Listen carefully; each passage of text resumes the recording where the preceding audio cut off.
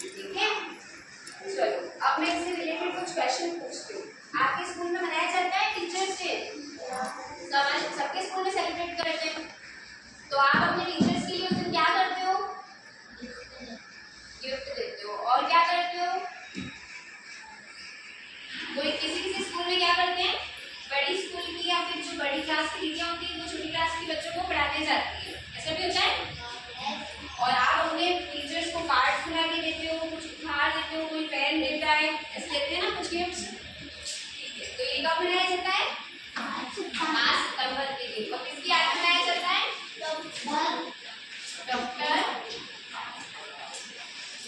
सर्वपल्ली राधाकृष्णन। ये अपने कौन थे? दूसरे राष्ट्रपति थे। कौन थे? ठीक है।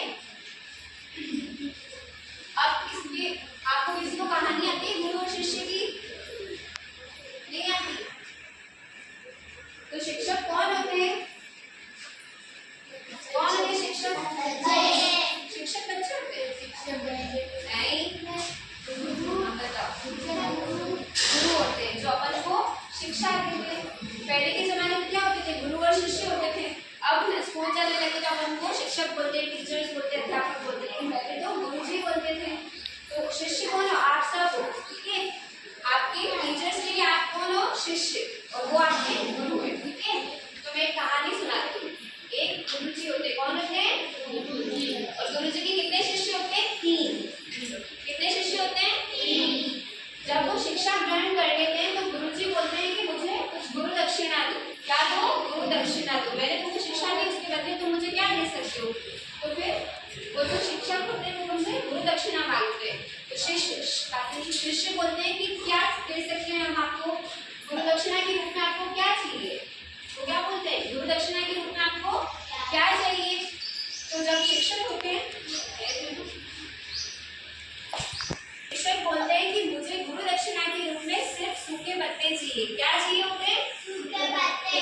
तो ये बात सुनकर तीनों शिष्य जोर जोर से हंसने लगते हैं। क्या करने लगते हैं?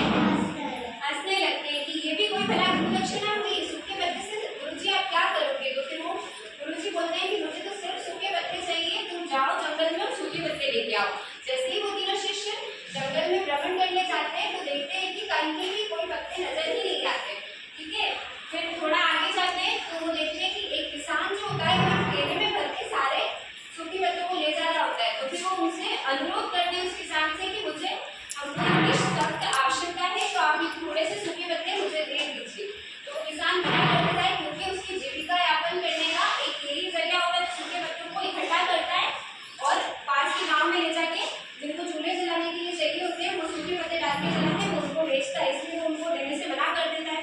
फिर एक व्यापारी के पास जाता है। व्यापारी के पास जैसे ही जाता है तो क्या होता है कि व्यापारी सूखे पत्तों से क्या बनाता है? दोने बनते हैं ना सूखे पत्तों के, तो वो बना रहा होता है। तो फिर उनके पास आता है तो वो पूछते हैं कि शिष्य कि ये हमको दे दीजिए सूखे पत्ते। तो वो भी मना कर देता है कि मैं तुमको ये नहीं दे सकता।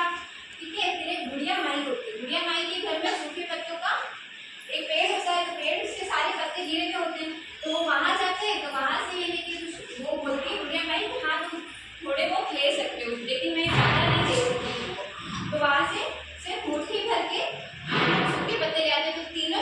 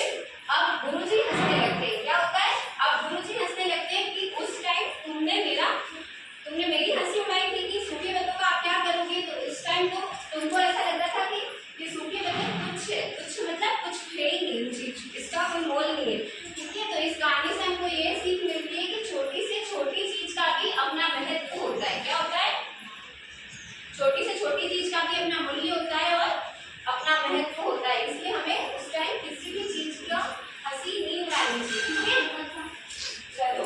तो शिक्षक अब आपको समझ में आ गया कौन होते हैं? शिक्षक कौन होते हैं? गुरुजी होते हैं। उनका हमेशा हमको सम्मान करना चाहिए, ठीक है। आज के बाद आप सब आपके टीचर्स का सम्मान करोगे क्योंकि वो आपको शिक्षा प्रदान कर रहे हैं। क्या प्रदान कर रहे हैं? शिक्षक वो होता है जो एक अंधकार को मिटाता है, आपके जीवन में ज्ञान का प्रकाश फैलाता है। कौन होता है शिक्षक? शिक्षक कौन होता है?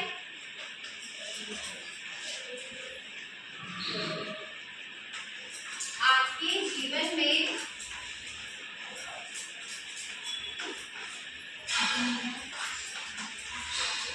ज्ञान का